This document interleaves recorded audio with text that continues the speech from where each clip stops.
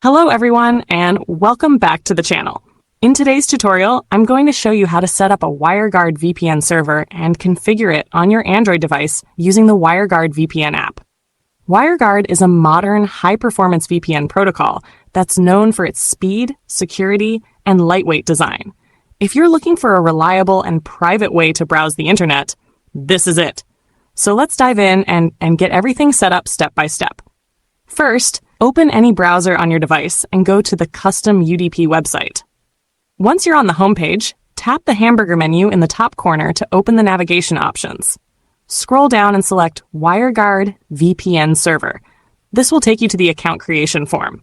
Here, fill out the required fields like your username. If the form includes an SNI field, enter a valid SNI. If you don't need one, just leave it blank. Then, complete the reCAPTCHA and tap on Create Account. Once your account is created, look for the label that says WireGuard Config and tap on it to begin the download. Wait a few seconds until the download completes. Once that's done, exit your browser and return to your home screen. Now, open the Google Play Store and search for WireGuard VPN. Download and install the app on your Android device.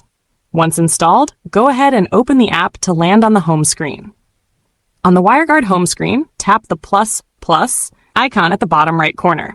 A menu will appear. Select Import from File.